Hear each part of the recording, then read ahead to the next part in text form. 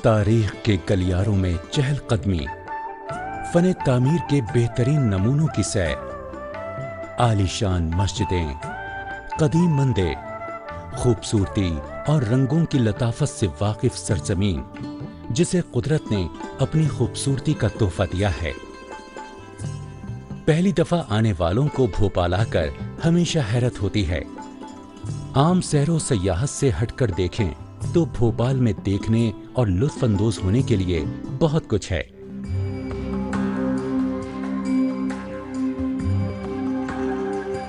मध्य प्रदेश का ये दारुल सल्तनत कुदरती मनाज़िर और जदीद शहरी मंसूबाबंदी का बेहतरीन संगम है। आज भोपाल के कई चेहरे हैं। जहां पुराना शहर, बाजार और मस्जिदें हैं, तो वहीं नए शहर में पार्क और चौड़ी शाहराहें भी हैं।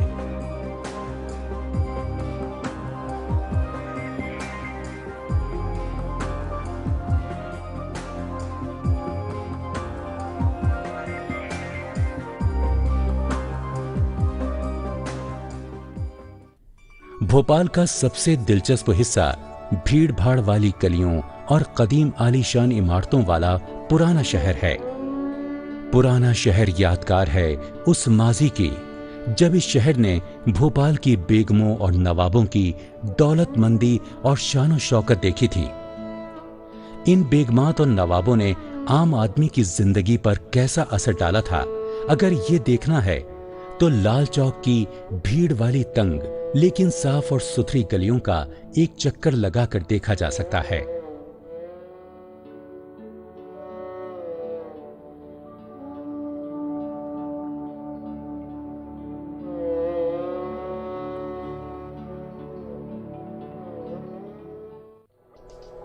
भोपाल की मशहूर हुक्मरान बेगमात में सबसे नुमायां और ताकतवर हुक्मरान शाहजहां बेगम ने एक अजीम और खूबसूरत विरासत अपने पीछे छोड़ी। पुराने भोपाल में सबसे दिलचस्प इमारत ताजमहल है, जो बेगम की रिहाइशगाह थी। ये इमारत इतनी अजीम थी कि अंग्रेज इसे भोपाल का ताजमहल कहते थे।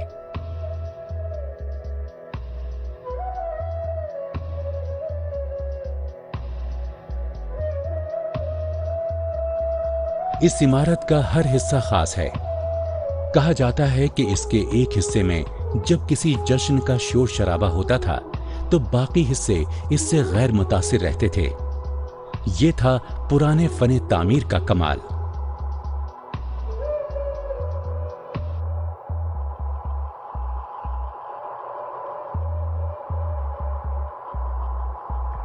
किसी जमाने में महल के अंदर का शीश महल शीशों और रंग बिरंगी नफीस नक्काशी से सजा हुआ था। बची हुई नक्काशी और तस्वीरें आज भी यहां गुजरे जमाने की याद दिलाती हैं।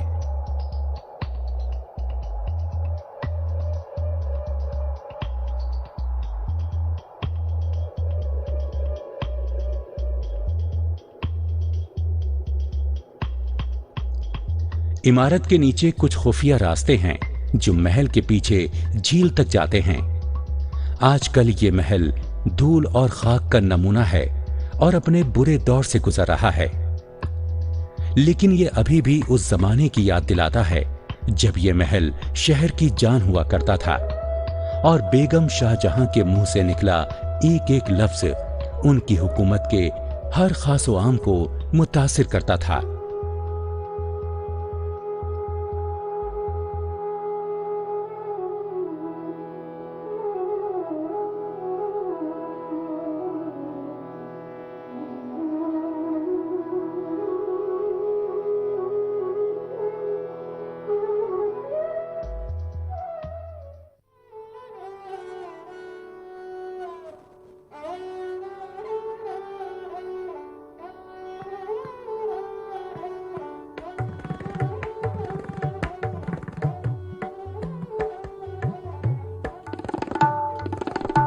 बेगम शाहजहां की विरासत की बाक़ियात में एक मस्जिद ताजुल मसाजिद भी है, जो उनकी रिहाइशगाह ताजमहल के पीछे झील के पार है। मुल्क की सबसे बड़ी मस्जिद कही जाने वाली ये इमारत शाहजहां बेगम ने 1868 में शुरू करवाई थी, लेकिन उनकी मौत के बाद सन 1901 में ये मुकम्मल हो पाई।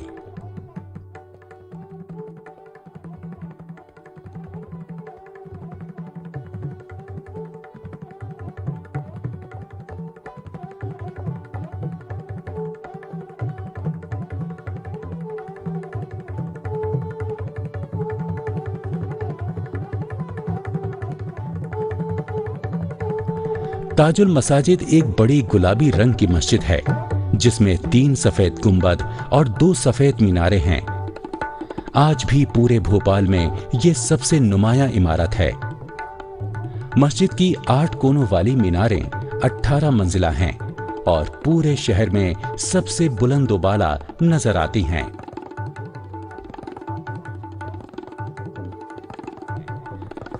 मस्जिद के कुशादा आंगन में एक हौज है।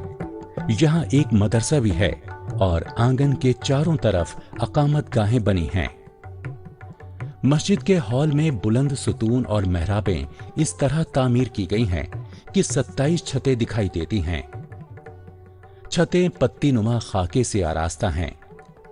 ताजुल मसाजिद की खूबसूरती और पुरवकार शान को देखने हर साल दुनिया के कोने कोने से लोग यहाँ आते हैं। बेगम शाहजहां की विरासत में एक और नाम है नूरुस्सबाह कोठी का, जो कि साबिक रियासत भोपाल की बेहतरीन रिहाइशगाहों में से एक है। नूरुस्सबाह के माने हैं सुबह सवेरे की रोशनी। सन 1920 में यह इमारत नवाब हामिदुल्लाह खां की बड़ी बेटी की रिहाइशगाह थी। ये कोठी मशहूर भोपाल झील के किनारे वाक़ है।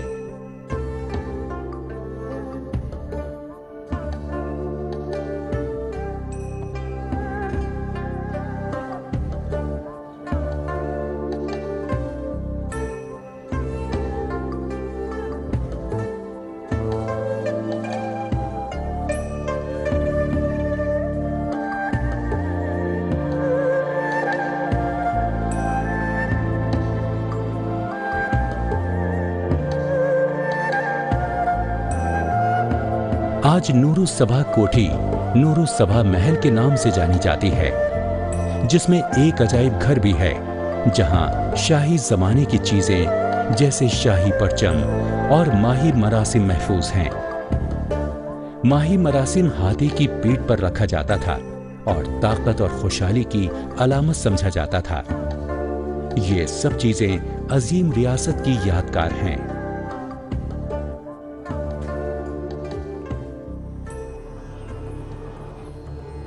शहर भोपाल 9वीं सदी में परमार के मशहूर हुक्मरान राजा भोज के जरिए कायम हुआ था, जिनके नाम पर शहर का नाम भोजपुर रखा गया। भोजपुर शिव मंदिर के लिए मशहूर है, जो भोज मंदिर के नाम से भी जाना जाता है।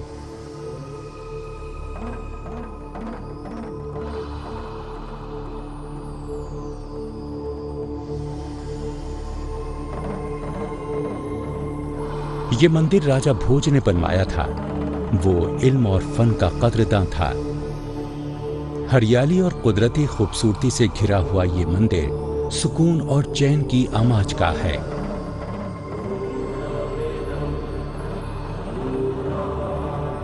मंदिर के दरवाजे हिंदू देवी देवताओं जैसे कुबेर, द्वारपालास और नदियों की देवियों गंगा और जमुना और दीदा जेब खाकों से तराशे हुए हैं।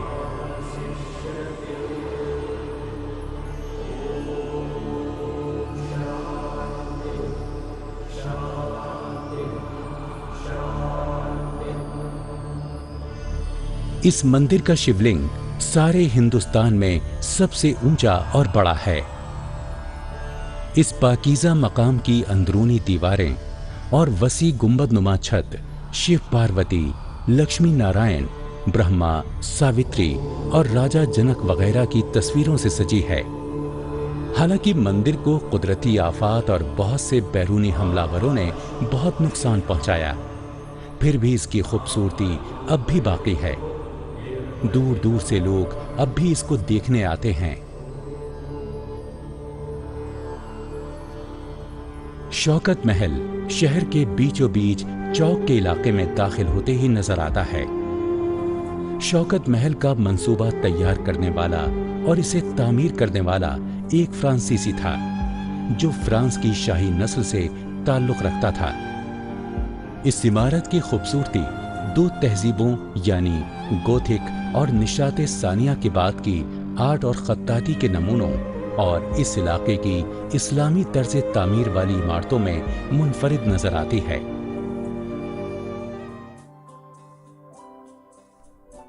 भोपाल शहर की खूबसूरती का एक दूसरा अजूबा, जिसे इंसानों का बनाया हुआ शाहकार कह सकते हैं, मोती मस्जिद है। ये मस्जिद मुगल फने तामीर की एक आला मिसाल है और हिंदुस्तान की दूसरी तारीखी इमारतों में अपना एक मुनफरिद मकाम रखती है।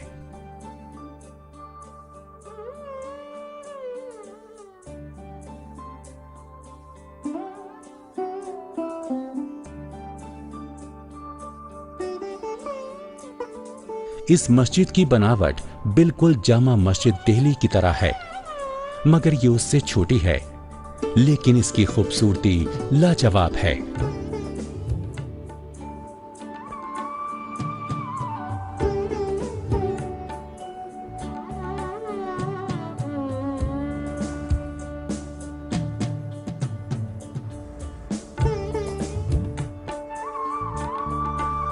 मस्जिद के बीच का हॉल खूबसूरत संगमरमर से बना हुआ है जो देखने के काबिल है। कुस्सिया बेगम की बेटी सिकंदर जहां ने इस मस्जिद को सन 1860 में तामीर करवाया था।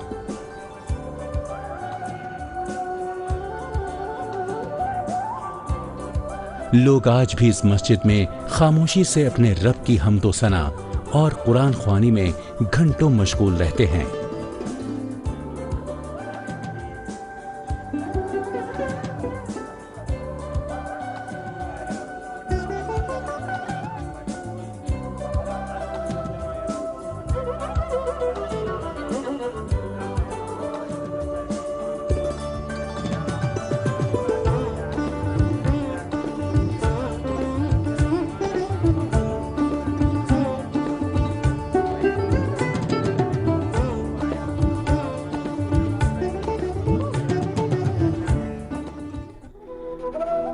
पुराने शहर के बीचों बीच तंग गलियों से घिरी ये कदीम जामा मस्जिद है।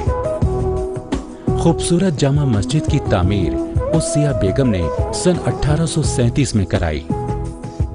सुनहरी नोकदार छड़ों की कारीगरी के साथ मस्जिद की मीनारें भोपाल के पुराने तमद्दुन की याद दिलाती हैं। मस्जिद में लातादाद कबूतरों के बारे में बताया जाता है कि ये सब कबूतरों के उस जोड़े की नस्ल से हैं जो गौहर बेगम अरब से लाई थी।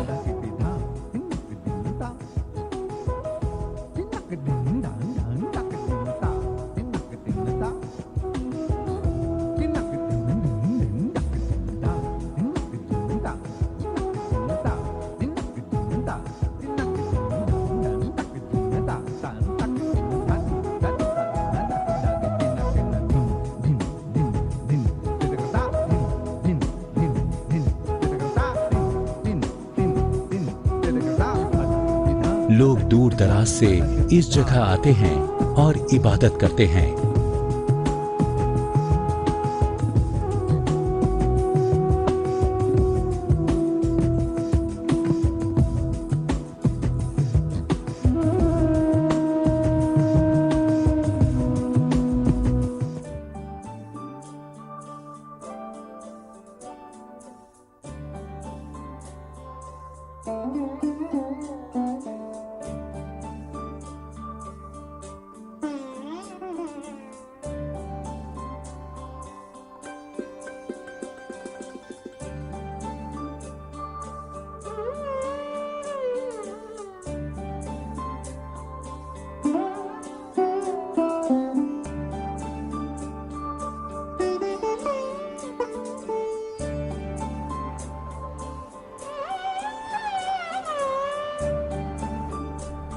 भोपाल उत्सव के दौरान भोपाल शहर में रौनक आ जाती है। इस दौरान पतंगबाजी का जश्न भी मनाया जाता है। नीले आसमान में रंगों की बहार सी आ जाती है। आसमान में अपनी जगह बनाने के लिए जनजनाती पतंगों की आवाज से सारी फिजा गूंजने लगती है। सैकड़ों पतंगें जो चांद, तारा, सूरज और तिरंगा कहलाती हैं, भोपाल के आसमान पर लहराती नजर आती हैं।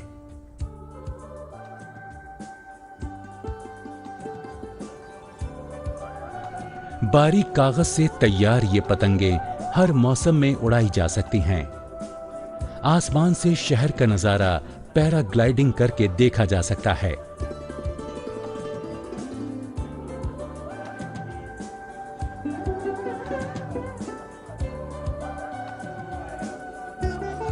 विंटेज एंड क्लासिक कार का यहां एक दिलचस्प जश्न होता है।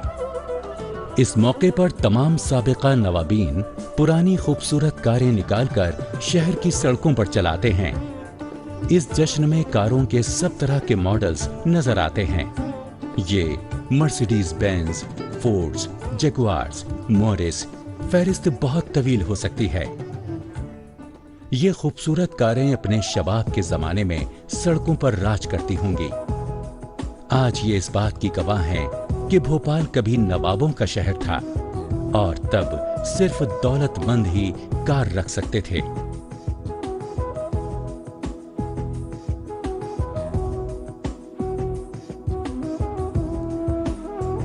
नायाब कारों की नुमाइश के बाद लाल परेड ग्राउंड से कार रैली को झंडा दिखाकर रवाना किया जाता है और ये कारें भोपाल की सड़कों पर दौड़ने लगती हैं।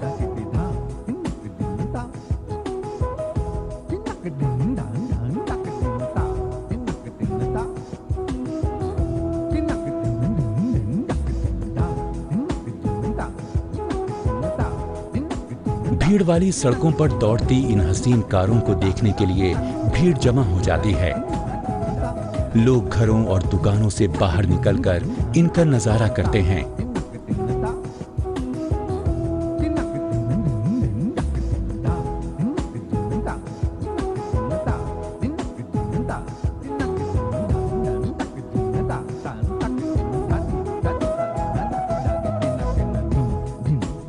इन कारों के पुरजोश मालिकान तेजी से इन कारों को दौड़ाते हैं, जिससे माहौल में जोश पैदा हो जाता है।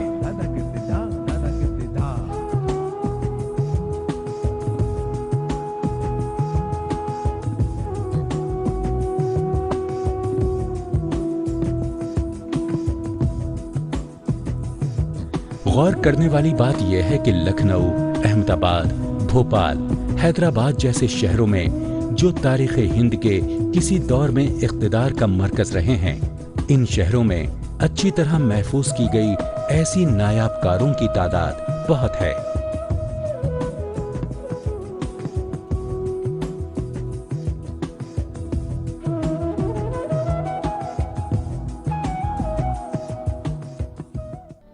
तारीख के साथ इतना अच्छा वक्त गुजारने के बाद अब वक्त है पुराने शहर के बाजारों की सैर का, जो न जाने कितनी सदियों से इसी तरह आबाद हैं।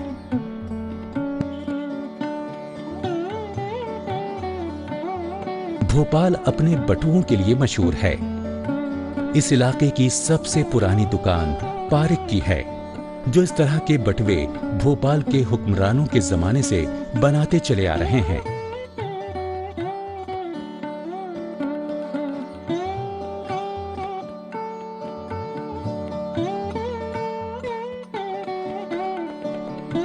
असल में ये भोपाली बटुए के नाम से मशहूर हैं। आहिस्ता आहिस्ता इनका साइज बड़ा होता गया और नए नए डिजाइन भी राइज होते गए।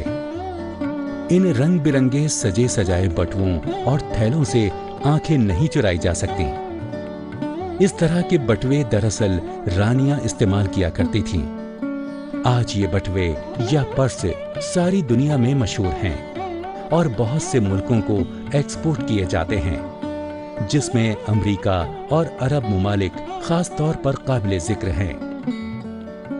थैलों और बटुओं के दीदार के बाद भोपाल के चांदी से बने हुए मशहूर सामान की तरफ चलें। चांदी के सामान की बनी चीजें दस्तकारी के दिलकश नमूने हैं। चांदी से बनी चिनौटी, मकामी पान के खाने वाले शौकीन लोग इसमें चूना रखते हैं। छोटी छोटी चांदी की गोलियों का ये गुच्छा जो बहुत सी चीजों को सजाने के काम आता है।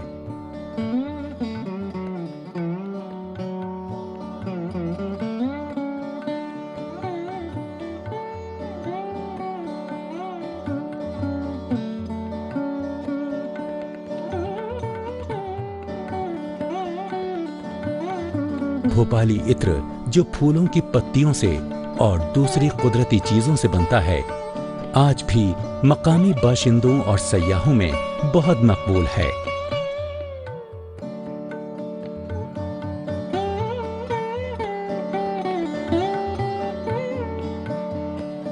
मशहूर भोपाली सुरमा आंखों के लिए मुफीद और बिनाई देने वाला एक कामयाब नुस्खा माना जाता है।